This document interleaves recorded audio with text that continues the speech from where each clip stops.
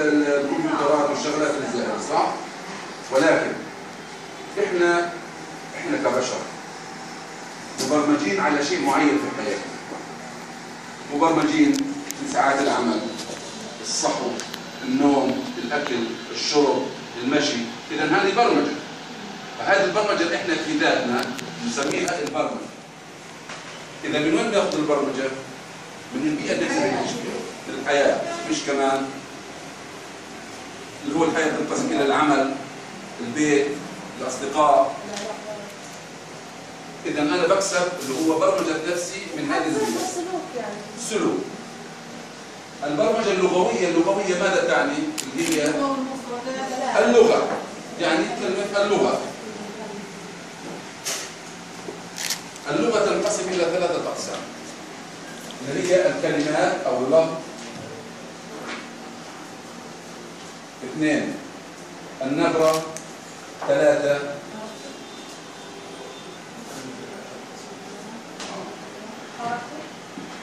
هي الحركه بس لا اسم ثاني. اللي هي ايش؟ البادي لانجوج بنسميها او لغه الجسد.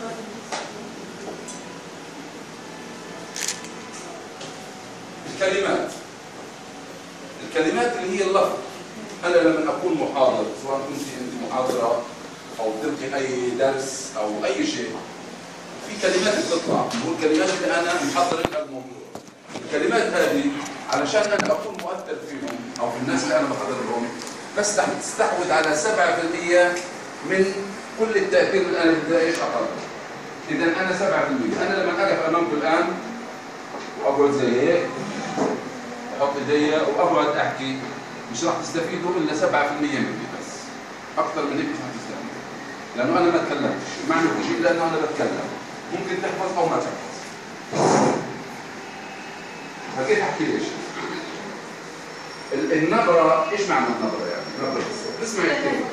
الخفاض العصبيه، الهدوء، وهو اكثر شيء الارتفاع والانخفاض. في بعض الناس يعني بتسمع انت مثلا لاي خطاب بتحس انه في نبره الصوت تختلف. بيرفع الصوت وبيخفض الصوت. او احيانا ممكن ما تسمعش الصوت. بالضبط. هذه نبره الصوت، تغيير الصوت اللي هي مقامات يعني بنسميها مقامات الصوت، لها تأثير على المستمع أو المشاهد 38%. إذا ارتفعت النسبة صح؟ نسبة التأثير ارتفعت. اللي هي أذهان الكلمات، احنا كتبنا كلمات 7 والنبرة 38. ده لغة الجسد.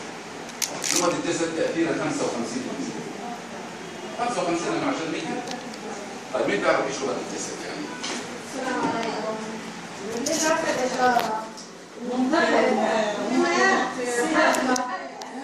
خلينا منتظرين شوية، أنا بدي أسمع من الكل يعني كل الفعل. تفضل يا سيدي. ممكن يعني لو وأنت خلال الحديث يعني ممكن عجبك الكلام وما عجبكش تطلع نظرة مثلا. برضه بتأثر. نعم. في يعني الست من القضية أو كذا زي بالإيد برضه بالضحكة، الابتسامة، العيون، المشي. الإيمانات في لغة الجسد، حركة العينين، حركة اليدين، كيف تكون صوتك، كيف تكون جالس الجمهور إلى الجامع إلى فلان. تمشي وأنت بتشرح مرة تمام. يعني الحركات أنا بستطيع إني أوصل مدلول الكلمة نفسها بطريقة إيحائية. صحيح. شوف بالنسبة للغة الجسد، الجسد لا يرى. جسم البني آدم لا يرى.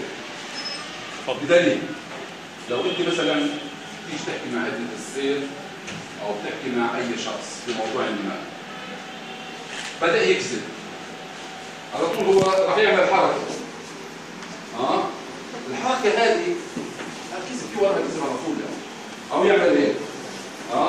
ممكن أكون قاعد في مؤتمر أو في جلسة أو في شيء ومنتبه كويس، بديت أمل، أول شيء بحط رجلي على رجلي وبعمل إيدي بشغل.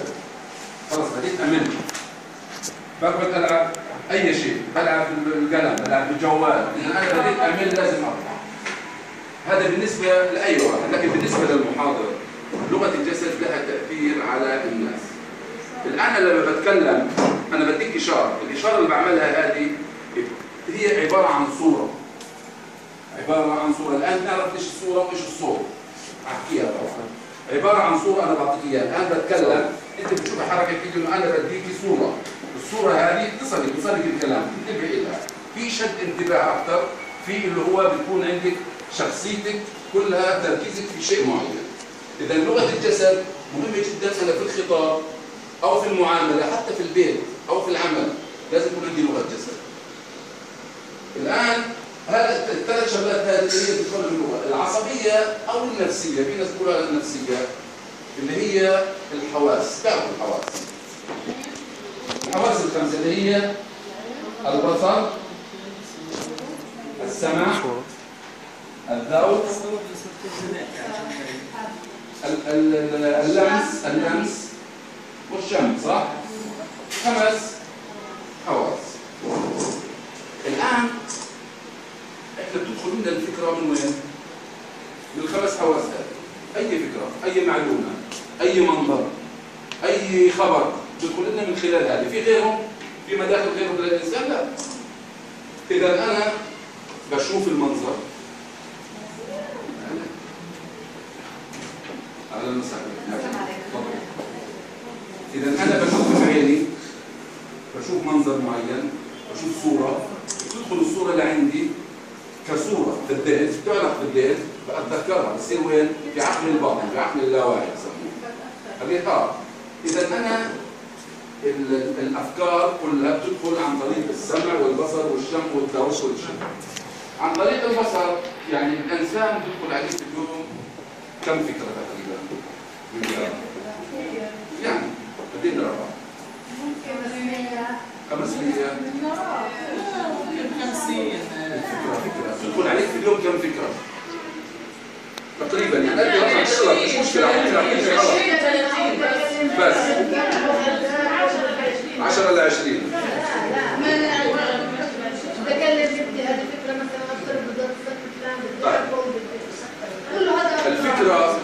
الفكرة شيء معنوي.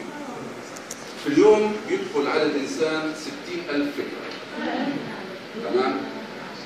60,000 فكرة.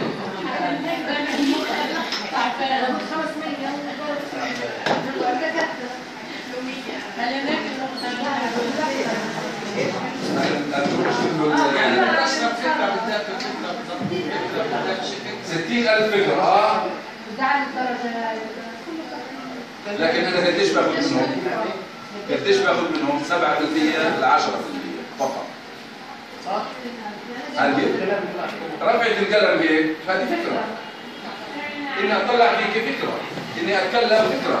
إذا أنا في حركات في اليوم حسب القياس العالمي حوالي 70,000 فكرة في اليوم بالنسبة لي. شو بآخذ منهم؟ حوالي من 7 إلى 10% بيدخل عندي من الأفكار. تمام؟ الآن في عندي أنا عقلين، ربنا أداني عقلين. اللي هو العقل الواعي والعقل اللاواعي. العقل الباطن والعقل الواعي. إذا عندي عقلين. اللوح هذا بنرجع عليه من هذا.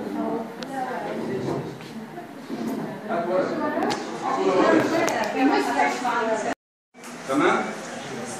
اللي هي الأحمر والأصفر والأزرق والأسود والأبيض والأخضر والبنفسجي. 7 ألوان هذه الموجودة. كل واحد بيحب لون معين. الآن اللون أنا بحدد لي وضعك، يعني بحدد لي كيف نظامك التمثيلي. بقدر أصل نظام التمثيل من اللون. يعني مثلا ايش اللون اللي تحدد ايش؟ اللون الأزرق المخ. لا في لون مفضل. بس في لون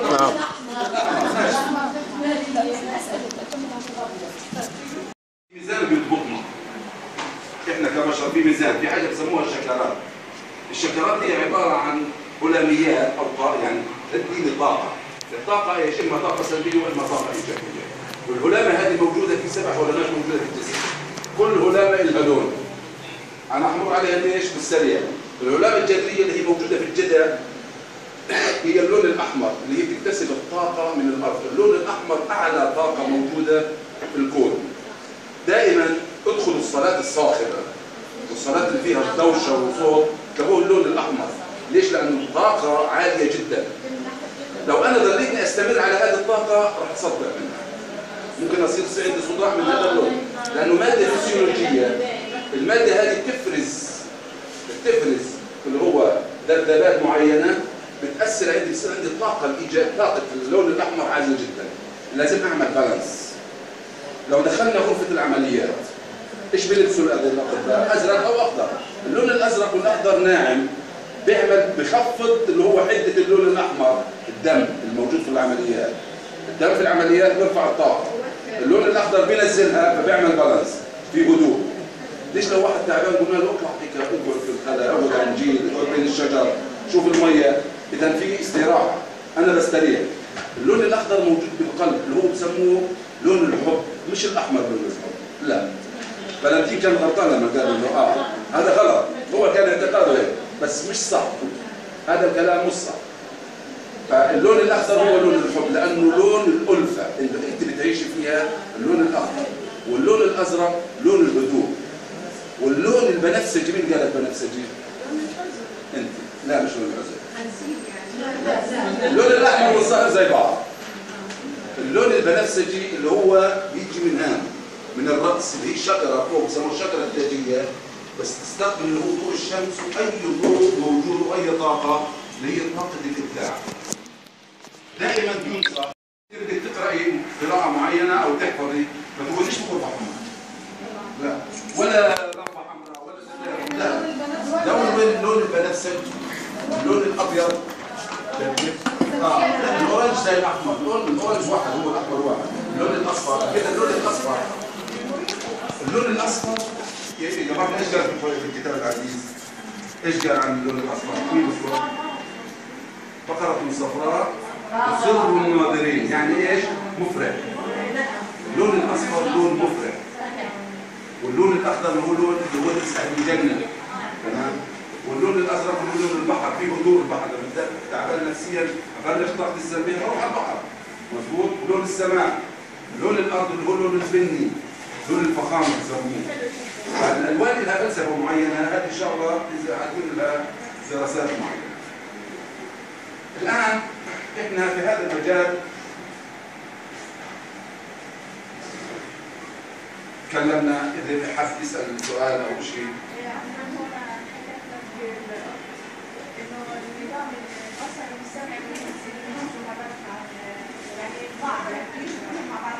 بيجي كيف؟ انا بقول لك كيف.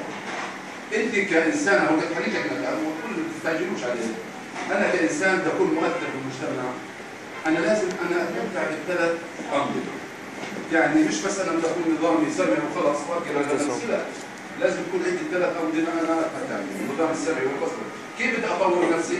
طبعا هذه لها طرق معينه كيف انا اطور نفسي واصير انسان سمعي وبصري حتى اتعامل مع الامور بكل بساطه وبكل فهم واعقل كل الامور اللي انا تنهض انا. اذا احنا تقريبا يعني اجملنا علشان انا ادخل بس يعني هذا كمدخل الي في اللي احنا بدنا نفوت فيه، لانه اي مجال بنحكي فيه سواء كان تفاوض او غير تفاوض كله هذا يعتبر تنميه بشريه، تنميه مجتمع واساليب للنجاح. الان بدي انتقل لشغله معينه جدا هي خبره، بس بدي يعني كل هيك سمع وقربوا الاقلام شويه. الكتاب مثلا 5 صفحات. الكتاب اسمه العادات السبعه، اذا تكتبوه يقرأ موجود على النت وموجود ورا. العادات السبعه للناس الاكثر فعاليه. للكاتب الامريكي ستيفن ار كوفي. هذا الكاتب يعتبر من احد الكتاب ال20 العالميين والاكثر نجاحا واللي اعطى اكثر للعالم. اسم الكاتب ستيفن ار كوفي. ستيفن ار كود. ستيل الغرب. تمام.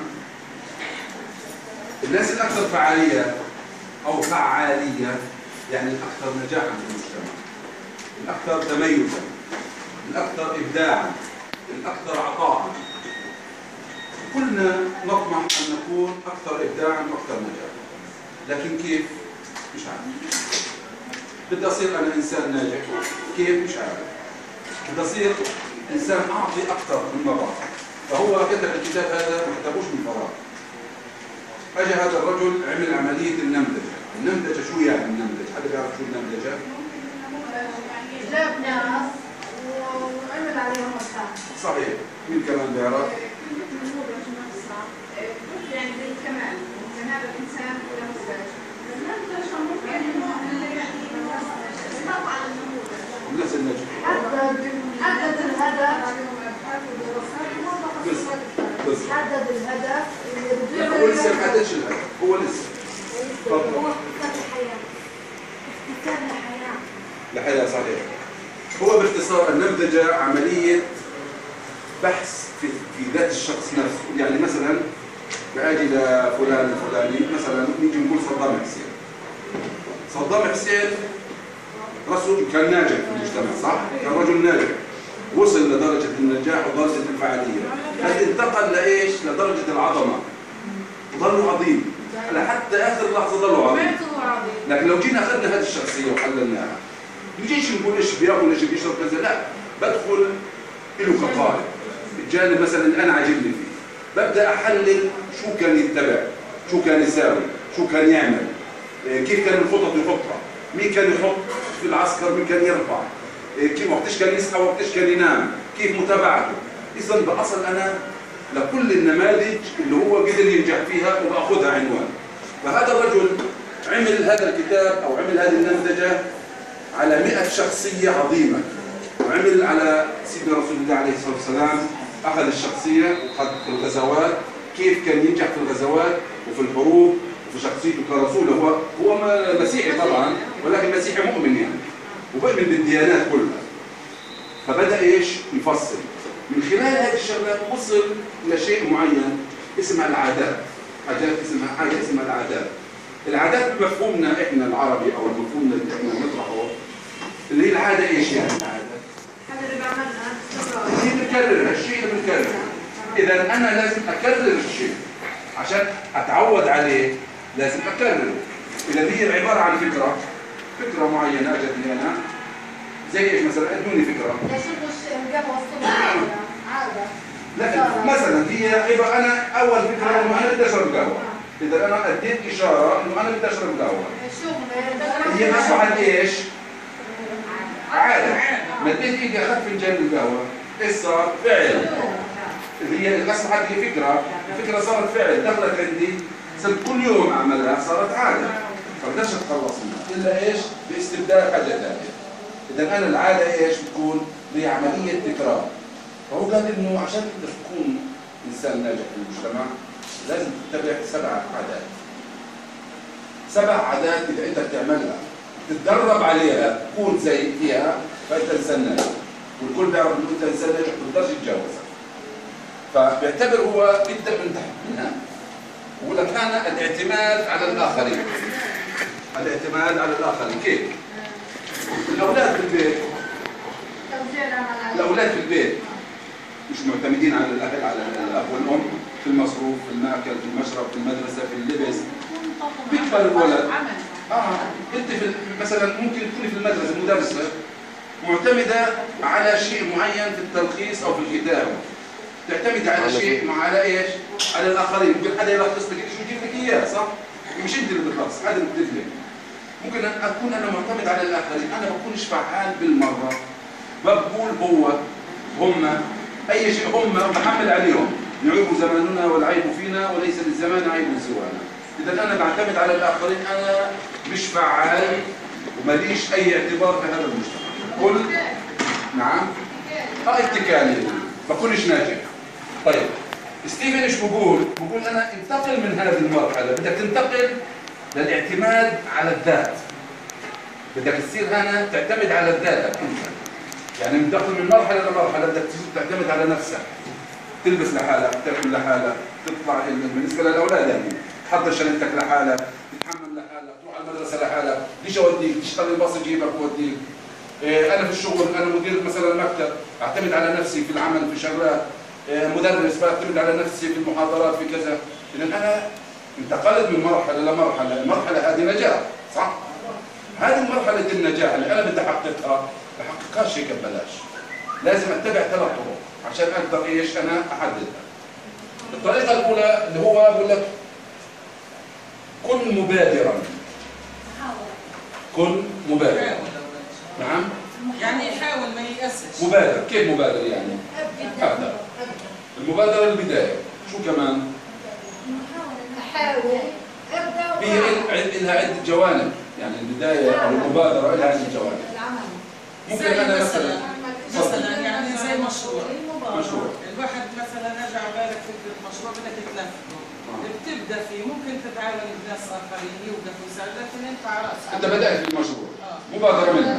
مبادره، بدات بالمشروع، بدك تسعى لشيء اكبر. نعم. تجيب تمويل للمشروع. وين الناس اللي بده يتنفذ عليهم المشروع؟ انت انتقلت الى مرحله ثانيه. يعني على طول خشيت على المراحل كلها. هي خلينا واحده واحده بالمبادره. اذا ايش من عندك بدك تبدا انت بالعمل، الفكره اجتك، في عندي فكره معينه بدي اطبقها، ببدا فيها. يعني مثلا في 2 متخاصمين ما حدش مدور عليهم. بروح ببادر انا ببادر، بدي اصلح هذول، بدي اصلح الاب وابنه، المراه والزوج بدي اصلحهم، ممكن اكون قريب منهم انا اذا المبادره مني. اذا دائما المبادره بتكون حسنه. طيب لو انت ماشي في الطريق ولا تسوي رايح على مشوار، على مدرسه، على شغل، على اي مكان، ومرة السيارة من جنبك كانت في شتاء ومية، ضربت المية وترشقت السيارة، شو هالفرق؟ برافو عليك، غيره.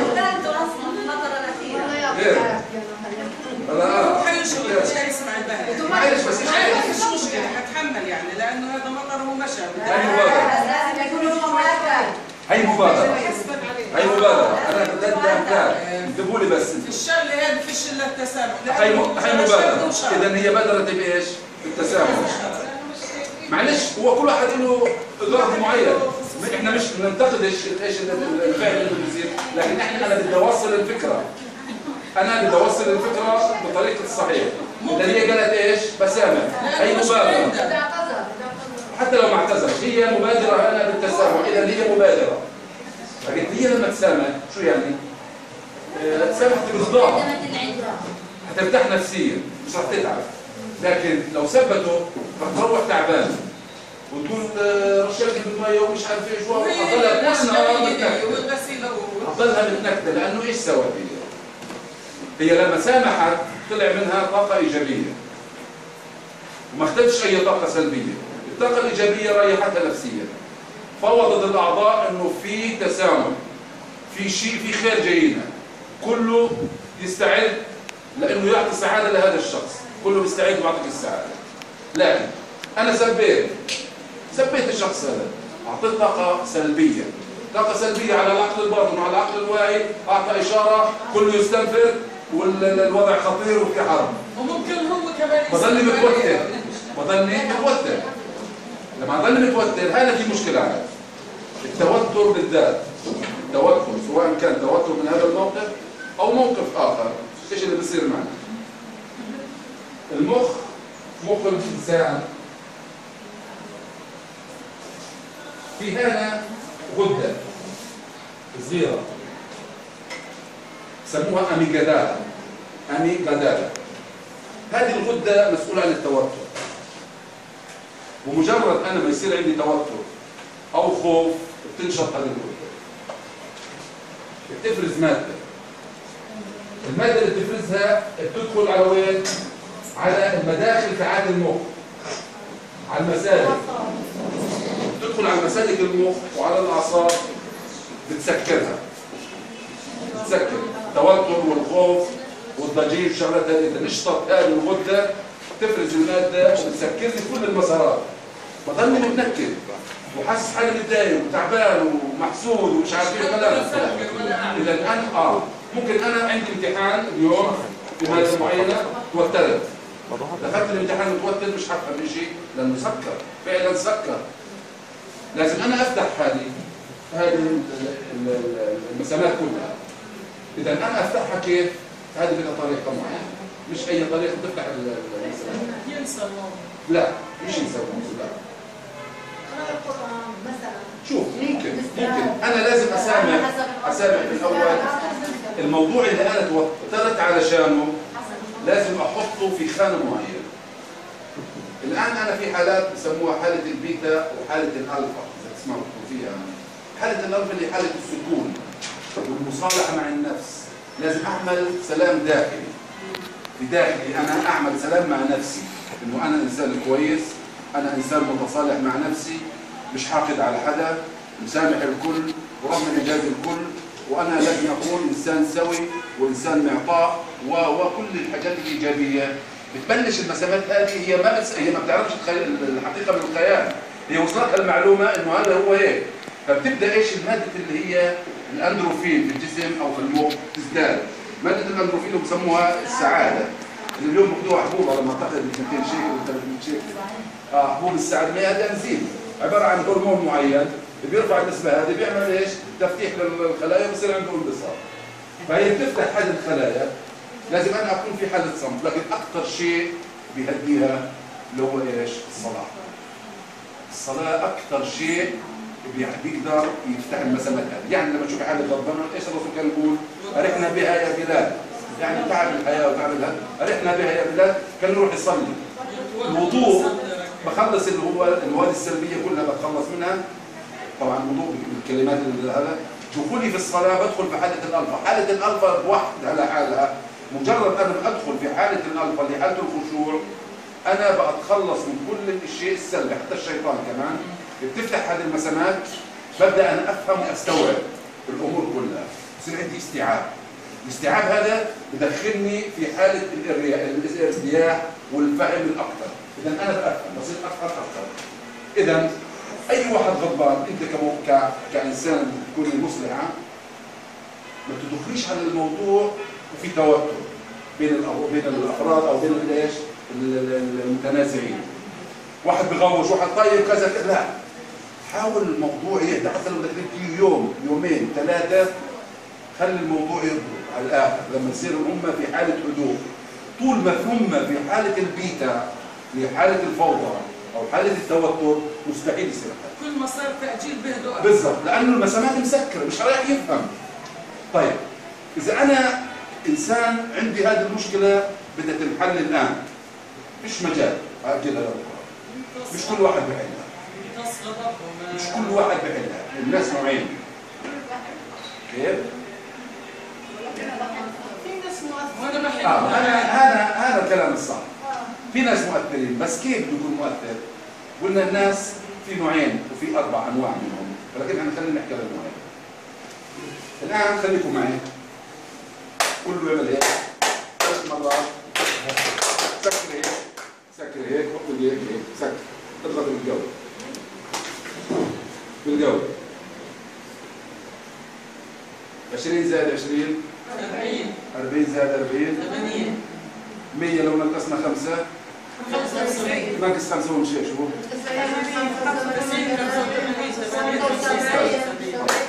هذا تمرين. تمرين شو هذا؟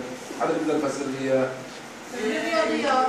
لا مش رياضيات. ينزل يعني هو بحل في المشكله ينزل. لا انا خلي لا، هذا من زمان انت مش المتنازعين.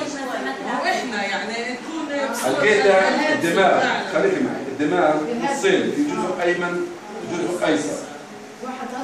الان انا بحاول فيكم بالجزء الايمن. انا بتكلم معكم الان في الجزء الايمن.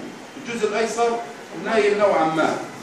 مجرد ما عملت هيك اديت تنبيه للجزئين انه في الان في لقاء، اشتبكوا الجزئين مع بعض. بديت اتكلم بالارقام، الارقام بشغلوا وين؟ الجزء الايسر. الانتباه الايمن، الايسر بديت اشتغل الايسر الان، فصار في تقارب، بصير استيعاب اكثر. انت لازم انا الموجه هذه اوحدها، لازم اوحد الموجه دائما في اي لقاء مع ناس، لازم اوحد الموجه. ممكن طفل او طالب جامعه او انسان بيقرا شيء صار عنده ملل ومش مستوعب، اترك كل شيء، اعمل اي حركه، شبك ايديك، اطلع الشبك، المهم اتحرك، الحركه والكلام الجزء الايسر. انت بقيت لا كله في جزئين بس، هو الكلام والالفاظ والارقام الجزء الايسر، الابداع والموسيقى والمشاعر بالجزء الايمن. انا لما اكون في الجزء الايمن شغال ما ينفعش اشتغل الا بطريقه تكون انا اعرف كيف اشتغلها، اذا لازم اشغل الجزء الايسر. ودائما الجزء الايسر عند النساء انشط من الرجال يعني عشان هيك بتكون هي عندها شيء اكثر، حتى الارقام، حفظ الارقام عند المراه اكثر من الرجل. وفي دراسات حديثه، هذا طبعا هذا مش صار رايته، انه النساء تفوق الرجال بنسبه 25% في الاداره. طب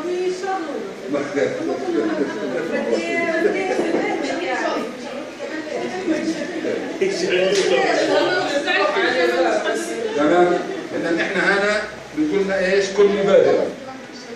طيب العاده الثانيه، اذا انا لازم اكون مبادر، دائما انا اللي ابادر بالتسامح، بالتفاضل، بالكرم. صاحبي شفته مثلا ممكن اعزمه او ما اعزمه، لا اعزمه.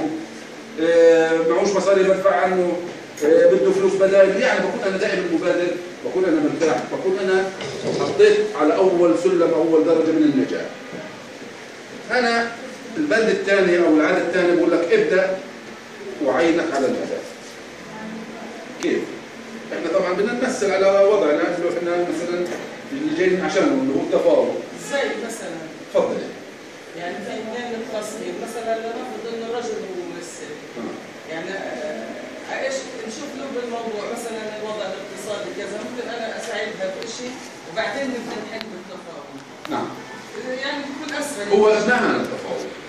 خلينا نقول يعني عشان ندخل من صوره لصوره والموضوع.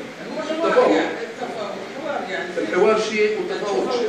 التفاوض على مشكله، في مشكله وبنتفاوض. حكينا التفاوض بصير في كل لحظه في عندنا تفاوض، يعني مثلا لما بركب بسياره باشتري سياره على البلد، انا اديته، انا حكيت في طرفين للحوار لازم يكون، هو وانا، وفي قضيه بنحكي فيها انه انا بدي اروح على البلد، وفي لغه بدي احكيها، تمام؟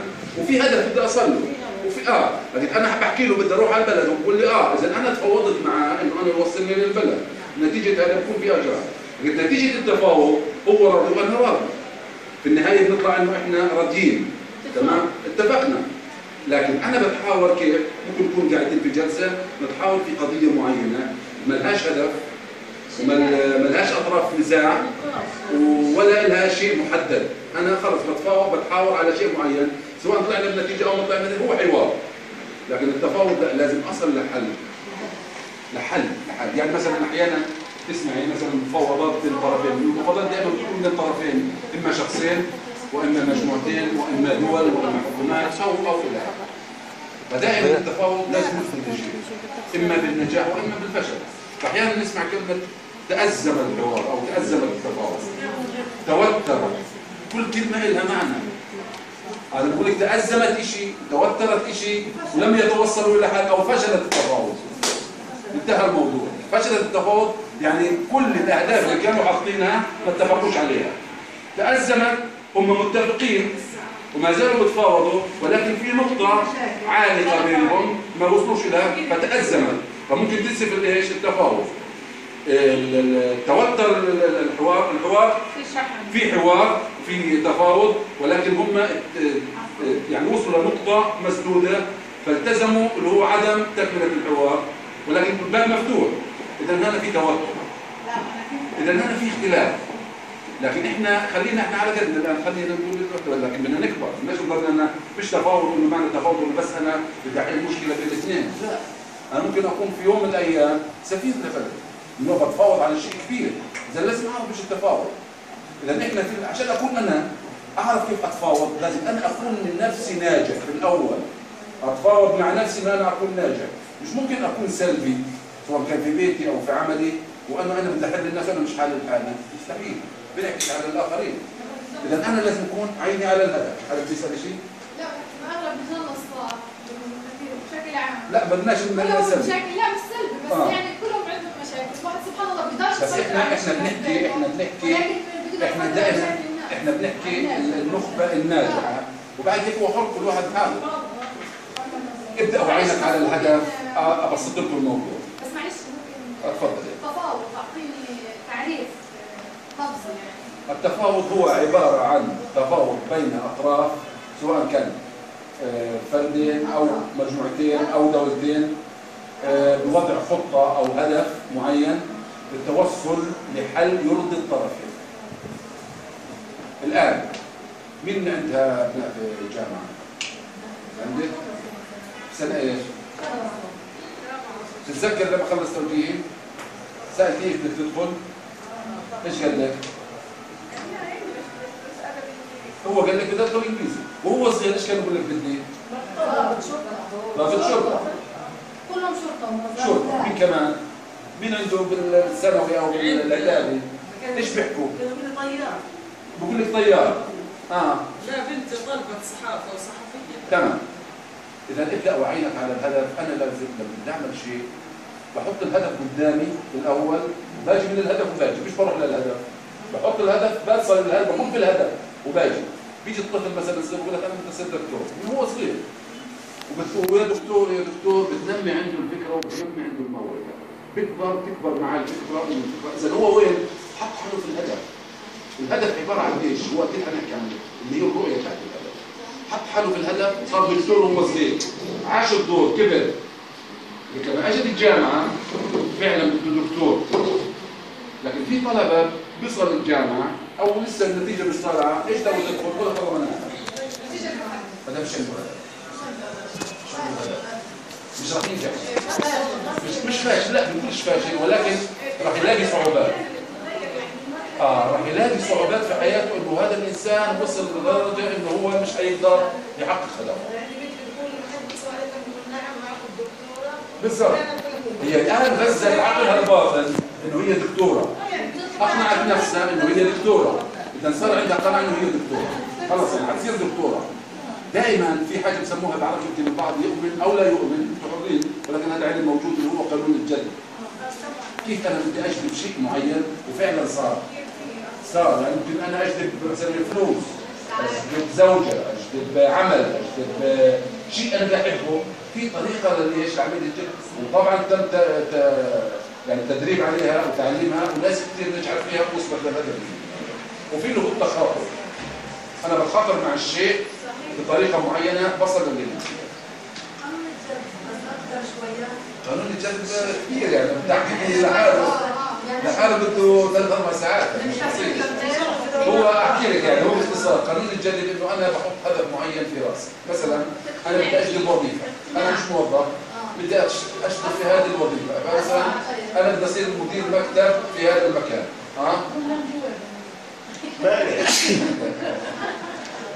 انا بدي اصير مدير مكتب في هذا المكان. بساوي ايش؟ بعمل عمليه جذب لهذا المكان، بروح لهذا المكان، بتخيل في نفسي انه انا مدير. انا حطيت نفسي في الهدف انه انا مدير. اذا هذا المكان الي وراح يصير الي. واطلب من الله عز وجل انه هذا المكان يصير لي، لازم اطلب. لانه ربنا قال اطلب انا بعطيك. اذا لازم اطلب، في الاول لازم اطلب بايمان وبصدق انه انا ربنا راح يعطيني هذا المكان. اذا انا في الاول بطلب. انت طلبت ربنا بعطيك. الان بقول لك اعطيتك. الشاطر وصل. اذا انا ببلش درجه الجذب انه انا اصل له، ناس كثير وصلت. الايمان بالشيء. كيفيه المخاطبه، مش في اي يعني، مش وانا مثلا بغني اطلب، مش وانا بسمع مثلا قاعد بسياره اطلب، لا. لها قاعده معينه، اكون قاعد في مكان معين بيصل. بس انا احكي لك، هو بيكون مؤمن بهذا الشيء ويطلب بصدق ويعمل له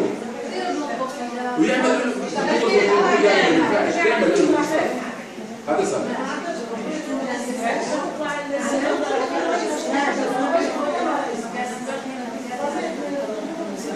بصير بالضبط. هو بصير عمليه جذب. انت ممكن تكوني كيف؟ انت ماشي مثلا في الساحه، خليك معي. انت مثلا في الساحه بينك وبين الاخت مشاكل، وشفتيها وهي ما شافتكيش، فايش بتقول انت؟ بديش اياها تشوفني، بديش اياها تشوفني، بدي ادير وجهي لحسن تشوفني. انت مباشره بعثت لها اشاره، طبعا هذه الاشارات على طول هي بتعرف لحالها، بعثت لها اشاره انه انت في المكان، بتروحي هي ايش دايره وجهها، مش عارفه ايش دايره وجهها. اول ما تدير وجهها بتشوف. على طول التخاطب بصير. كان زمان لا تخاطب عمليه تخاطب. لا هذا شيء ثاني، يعني كانوا في الحرب العالميه ايش كانوا يساووا؟ خليكم معي بس. في الحرب العالميه ايش كانوا يساووا؟ مثلا نقول في كتيبه في رفح وكتيبه في بيت حنون. خليكي معي بس اسمعي القصه كويس. كتيبه في رفح وكتيبه في بيت حنون نفس الجيش. قولوا لهم اذا احنا ضربنا قذيفه لازم تضربوا كمان قذيفه من عندكم. اللي في رفح يقول لا. طب كيف بدنا نعرف ايش اتصالات؟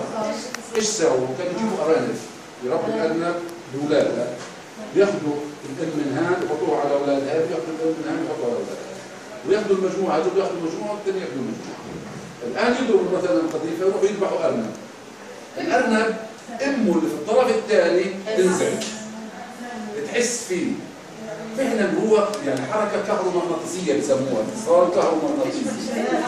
فبيعرفوا انه في صار تحرك، في ضرب، يضربوا من عندهم.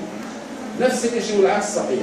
اذا هي حركه كهرومغناطيسيه وموجات احنا ما بنشوفهاش، ولكن تاثيرها علينا كبشر موجوده، نحن ماده فيزيائيه بها. اذا انا لازم ابدا وعيني على الهدف، احط هدفي امامي. الهدف اللي هو الرؤيه والرساله. أنا دائما برسم هدف أي تخطيط استراتيجي في الكون، سواء كان شخصي أو كان مدني أو كان عسكري أو كان اجتماعي أو كان دفاعي أو كان هجومي، تخطيط استراتيجي اللي هو للوصول إلى هدف. لازم يكون في رؤية. الرؤية ما معنى الرؤية؟ يعني أنت والله عندك رؤية كويسة للموضوع. تصور. الرؤية يعني المعنى الأصح منها هو أن أضع نفسي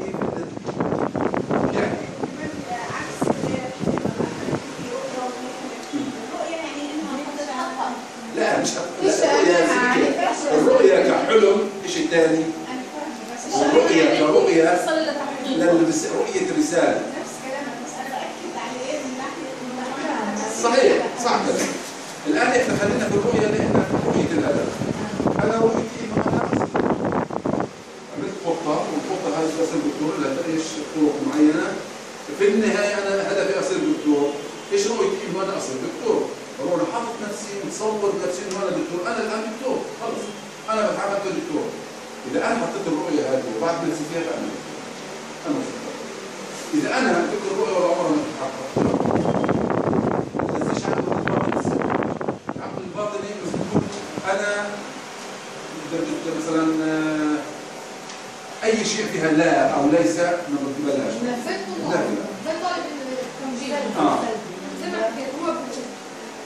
بداية توجيه مثلا بيقول انا بدي اخذ الظروف المادية مش مساعدة ليش حصير؟ بالضبط. بس إذا قال بدي أنا أصل لنتيجة إني آخذ منحة عشان أصير دكتور، بدي أسعى بالضبط. يوصل ل 98 ل 99 إنه يحصل على منحة ويصير دكتور. بالضبط هو إذا أنا لازم أكون قدامي الهدف وأصل للهدف من خلال لازم كل واحد يحط قدامه خطة، حتى لو بكتبها في 5 دقائق، إيش خطتي؟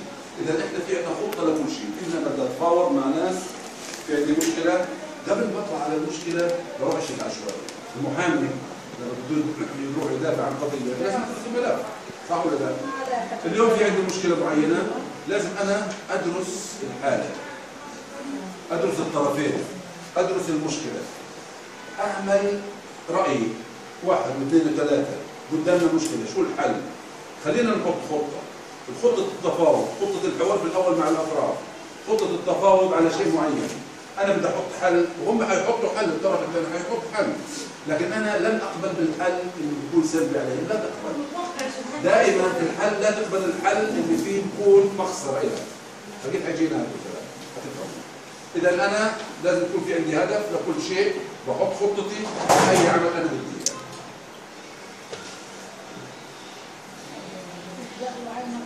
ابدأ وعينك على الهدف اللي قلنا، هذا هي الثالثة، ابدأ بالأهم قبل المهم. ايش الاهم؟ لا الاهم مش هي حسب هي ترتيب اولويات اصلا يعني ترتيب اولويات. كيف بدي ارتب اولوياتي؟ يعني في عندي شيء مهم وشيء اهم. يعني مثلا انا جاي على المحاضره، انا جاي اعطي المحاضره ومع ابني مثلا. المحاضره ميعادها الساعه 11. هذا شيء مهم وانا مدي موعد للناس لازم التزم، صح؟ اذا انا عندي في البرنامج الساعه 11 في عندي محاضره وجايب ابني معي وانا ماشي بالدمرة الشارع اجت سياره ضربت ابني. اهم ابنك طبعا. هديت اخذ ابني على المستشفى واعالجه والغي المحاضره ولا اسيب ابني واروح على المحاضره بعدين اعالجه؟ اذا في اهم. اذا انا برتب اولوياتي حسب الاهم. دائما وين في اهم برتبها. ابننا عشان اوضح الصوره اكثر.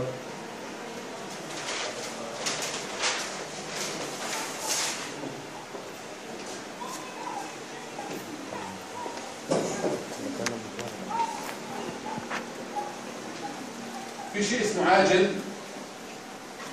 ومهم. عاجل ومهم. ترتيب الاولويات من الاهم ثم المهم. عاجل ومهم زي الحادثه اللي تو حكيناها، هذه عاجل لازم انا اعمل، ومهم في نفس الوقت. اهم من ايش؟ المهم.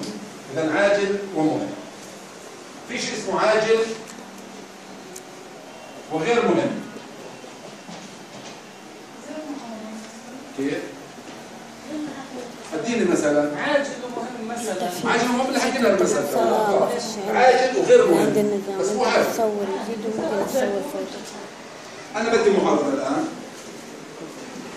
انا اعطي محاضره.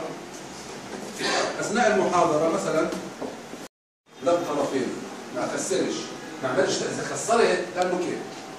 انا بتفاوض على موضوع السياره او موضوع الطلاق او زواج او شيء.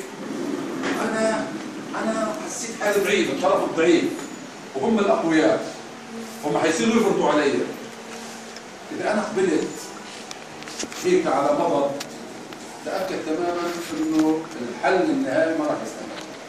راح يفشل بعد يومين ثلاثه وترجع الامور زي الاول. هو بقول لك الرضا اساسي، انه انا اكون راضي والطرف الثاني راضي حتى نصل في النهايه الى الحل المرضي. اذا انا ما اقبلش بالحل اللي اكون فيه حلقه ضعيفه، لازم اقبل بحل اكون فيه قوي. هو عنده طروحات، حط هدفه وهدفه كان كبير وطموح. اذا انا ما حطيتش هدفي راح افشل امامي، مش راح اتبعه. اذا انا لازم احط الهدف تبعه واكون قوي، ورد الفعل تبعي لازم يكون قوي. لازم اكسب، ما اخسروش، بكسبه وبكسب. في كيف مثلا؟ في مثلا في قصه، يعني مثلا لو قلنا واحد كان بحب واحده وتزوجها. عاشوا تقدر تقول السنه الاولى كانت حياه سعيده. بعد سنه وسع شغله، صار رجل مهم، رجل اعمال، بدا يطلع يعني برا البيت. كان اول ياكل 3 وجبات في البيت، صار ياكل وجبتين، بعدين صار وجبه، واحيانا ما يجيش على الدار. فالمرة بتقول له يعني ليش انت بطلت تهتم فيا؟ لا شغل وما شغل ومش عارف ايه. صار يجي له التليفون يجي يتكلم، بدها تكلمها يعمل لها هيك. يعني بعدين خلاص. اذا هو ايش كسب؟ شغله وفلوس وبيعمل، بس خسرها. على طول رح يقول له خلص سيبني، يعني بدنا لازم ننفصل. اذا انا خسر. لكن لو هو ترك هذا وكملها وشو بدك؟ هو مثال. شو بدك؟ اذا هو كسب وهي كسبت واستمرت في الحياه. اذا انا كمان في التفاوض لازم اكسب واكسب، ما اخسرش واخسر، او اكسب واخسر، او اخسر واكسب، لا، مش على حسابي او على حساب نفسي. اذا هذا وين لازم اكسب واكسب. هذا بنتقل على المرحله السادسه وهي الخامسه. افهم وفهم. إياك أن تدخل على أي موضوع دون أن تكون واعي للأمر الذي أنت جالس. أنا جيت أنا عارف شو بدي أسوي. ما جيت ليك اتصلوا فيا تعال يعني جيت، لا. معي موعد من قبل أسبوع إنه أنا عارف إنه بدي. إذا عارف شو بدي أسوي. أنا فاهم. بدي أفهم. لو أنا جيت هيك من الشارع وتعال ممكن أتلخبط مش عارف شو بدي أسوي. وأنا مش فاهم إذا مش فاهم. إذا لازم أنا أفهم المشكلة بأولها، أجمع المعلومات من الأطراف المتنازعة، من جيران الأطراف المتنازعة، من الناس اللي بتعرفهم، وأصل للصحيح قبل ما أروح على المشكلة. وأفهم الفريق اللي معي إنه إحنا في عندنا مشكلة وبقول 1 2 3 والحل هيو، نحط الحلول مع بعض عشان نصل للحل النهائي لازم نعمل كذا كذا. لكن إذا هذا الحل صار عكسي بدنا حل ثاني نعمل اللي هو ايش؟ خط راجع. لو ما فيش شيء في حاجه اسمها اداره ازمات، كيف انا لو حصل شيء في الموضوع واحنا بنحل في المشكله، واحد رفع سلاح طخ واحد مات، كيف بدي احل الموضوع؟ اذا لازم انا اطلع من الازمه، يعني يكون في عندي اداره ازمه وقتيه، لازم اتعامل مع هذا الموضوع. اذا انا لازم افهم وضع التكاتف اللي هو العمل الجماعي. لازم انا عشان انا اكون ناجح لازم اعمل بعمل الفريق. لو جينا على سبيل المثال الحرب الاخيره اللي صارت، طبعا اشتركت فيها بصائر، ولما صار التفاوض طلع له فريق من رام الله وفريق من غزه ومن الاحزاب وتجمعوا مع بعض، وكل واحد له خطه معينه او له فكر معين طلع فيه، لكن هناك اجتمعوا مع بعض وحطوا اهداف واحده. ايش بنسميها؟ العمل الفريق، عمل التكاتف. وواجهوا الطرف الاخر اللي هو العدو بهذا هي اهدافنا. بدات المفاوضات تطلع وتنزل تطلع وتنزل، واخذت يعني ايام. لكن لو راحت حماس لحالها تفاوضت وفتح لحالها وهذا لحاله، كان انحلت المشكله ثاني يوم مع طرف معين، كل طرف لحال وفشلنا، ما اخذناش شيء ولا شيء، بس بنخسر وبس. دائما الفريق ناجح. معلش لا احنا بنحكيها كمثل، يعني دائما العمل الجماعي بيحفظ الامور اكثر، يعني اخذ الطابع الوطني افضل. تكسبنا الطابع الوطني ماشي، اذا الطابع الوطني اللي بيكسبنا هذا مكسب حتى لو ما حققناش شيء مادي. اذا هذا انا عمل الفريق، انا كعمل مصلح اجتماعي ما اشتغلش لحالي، الا اذا كانت مشكله يعني تكون عائليه جدا وخاصه بين الاخوه اثنين وبدون مش حدا من برا، انت تحل حالك، طبعا بكون انا قد المسؤوليه، هذه قضيه ثانيه. اما اذا انا في مشكله مطروحه فانا بشكل فريق متكامل، منهم السمع ومنهم البصر ومنهم الايمن ومنهم الايسر، وبصير ايش؟ كيف انا اتفاوض، في ماده للتفاوض، في لفظ للتفاوض، في كلمات كيف اتفاوض فيها، في خطاب. اذا هذا لازم اكون عمل الفريق. اذا انا حققت الثلاثه هذول وين مكسب، كسب وكسب وافهم واعمل التكاتف، بحقق النصر العام. انه انا حققت نصر عام على الناس الموجوده وانتصرت. شوف انا صرت ايش مبين الان، عندي 6 عادات هذول بمارسهم، انا انسان ناجح في المجتمع، والكل بيشير عليه انه هذا انسان مؤثر. اصبح الان في اي مشكله بدخلها بحلها لانه هو انسان مؤثر. اذا هو ما اكتفاش، ايش بقول في عاده سابعه بدك تعملها اللي هي شحذ المنشار. عارفين الشحذ المنشار؟ الشحذ اللي هو السن، اشحذ السكين، اشحذ شحذ اللي هي شحذ سن، يقول لك اشحذ المنشار، يعني دائما خليك ايش؟ متواصل دائما. كيف؟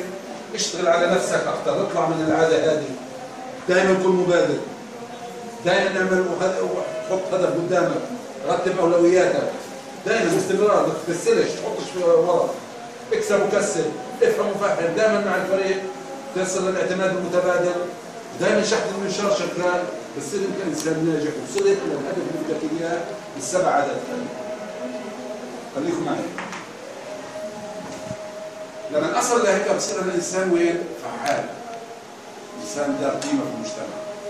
انسان لي وزن، لما اكون في مكان بقول انه انا موجود انا لانه انا فلان، مش عشان انه انا مسؤول في كذا او كذا، لا. انا فلان بشخصيتي مش بوظيفتي، لا، ولا بوضعي الاجتماعي، بشخصيتي. إن ما كنتش بشخصيتي انا موجود في المكان لا وجود. بالضبط، الوظيفه من هي؟ صحيحه، بس الشخصيه لا. يعني في ناس كثير شخصياتهم ضلت ما لهمش وظائف، وفي ناس بالوظيفه تاعته بس هو موجود له مكانته والكاريزما تاعته والقوه تاعته، بس موجود الوظيفه، مجرد ما بتروح الوظيفه خلاص. وفي ناس صار عندهم اكتئاب.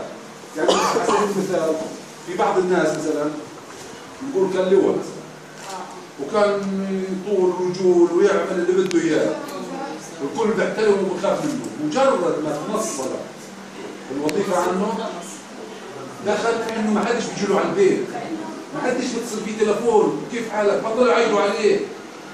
طب ايش اللي بصير؟ طب قالت الناس كلها تجينا على البيت، لانه انت بس بيجوا لك عشان الوظيفه، انتهت الوظيفه بدخل في اكتئاب وبصير مريض نفسي وصعب علاجه. ما اعتقدش انه يتعالج. بس اذا انا بكون بشخصيتي، انا محدد بشخصيتي، لا بمالي ولا بصفتي الوظيفيه ولا باي مكان انا بقدر، انا بصفه بشخصيتي، بهيك انا بكون هيك. انا ستيفن بقول لك لا يا عم كمان مش كفايه. هذا طولنا زدتوا شيء؟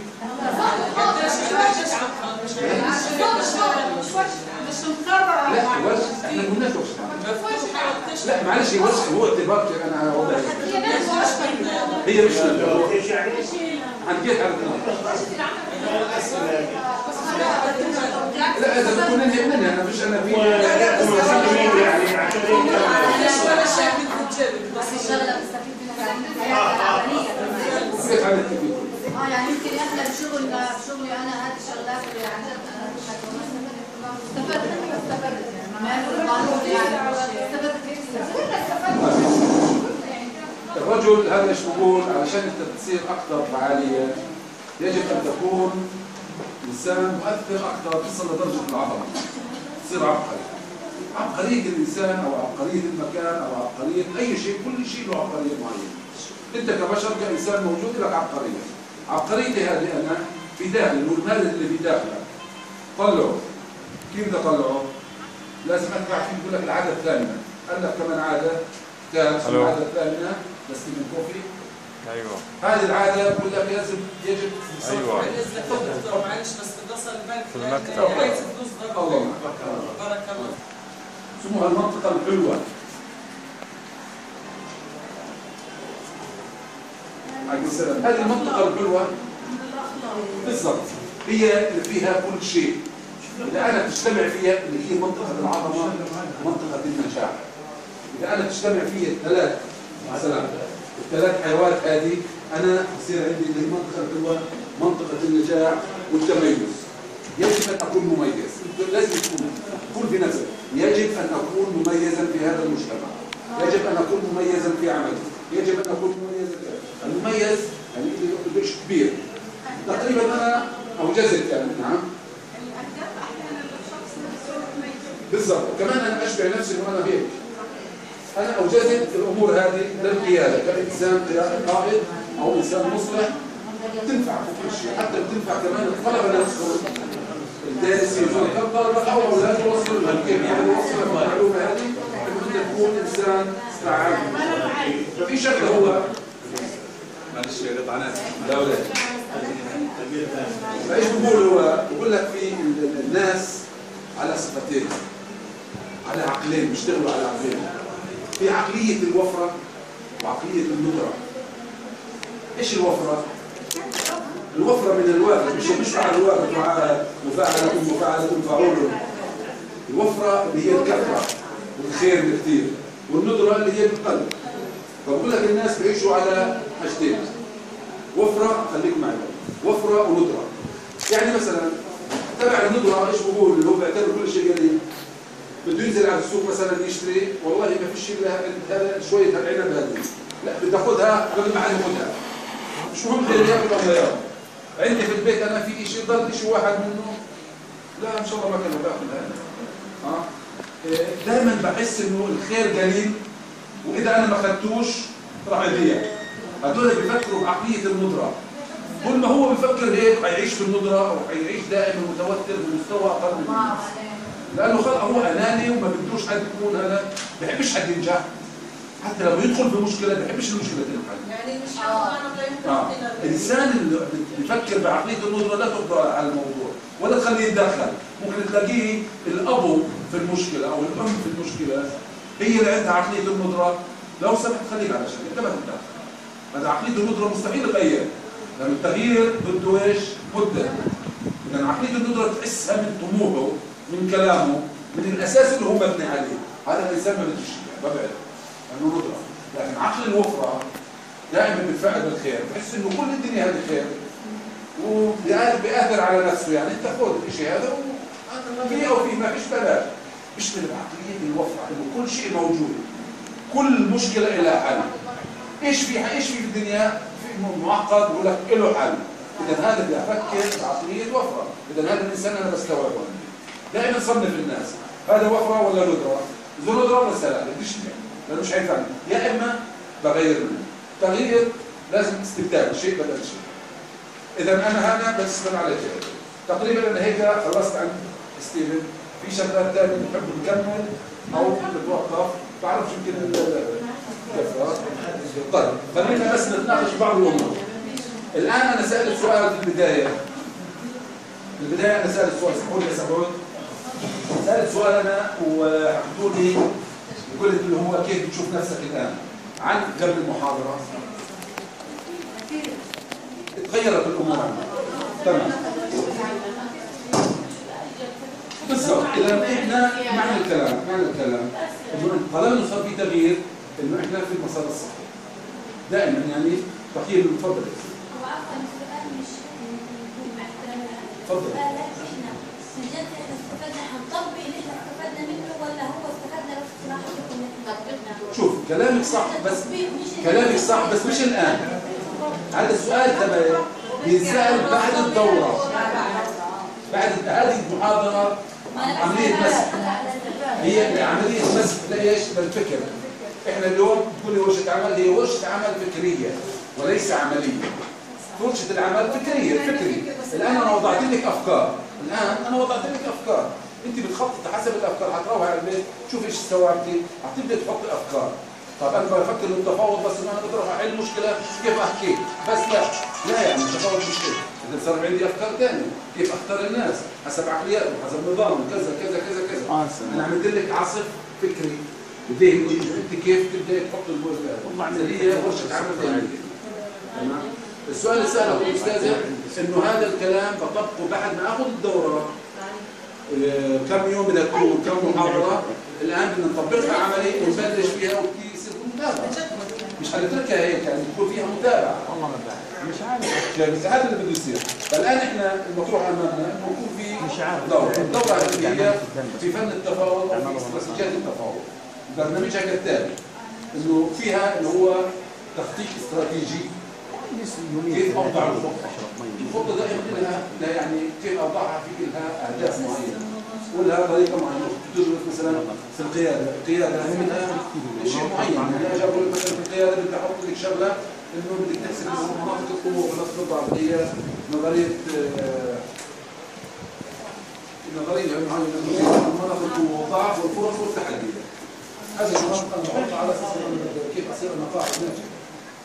فإذا أنتم حابين يكون في دورة في هذا المجال حيكون تخطيط استراتيجي بداية فيها كيف أحط الخطة والأهداف وبناء عليها بصير هو كيف أنا بدي أصير مفاوض ناجح مش بس على صعيد مفاوض بين طرفين وطني أو محلي أو شيء بيتي أو عائلة أو أسرة. لا أنا بدي أشتغل على نفسي أكون أنا مفاوض يعني دائما فوق أكون مفاوض مستمر. ممكن أستمع في يوم من الأيام لمفاوضات ما بين مؤسسات كبيرة مثلا. إذا أنا مؤسسات وطنية كبيرة بين ممكن يكون فريق كذا ممكن يكون بين أحزاب بين دول بين كذا أطلع مع فريق مفاوض. طيب أكون في الفريق مش عارف إيش اللي بيصير. إذا أنا كل بتصير الأشياء الصغيرة تكون سهلة. فهذا الأساس اللي طبعا بالترتيب مع الإخوان حيصير الترتيب لهذا الموضوع.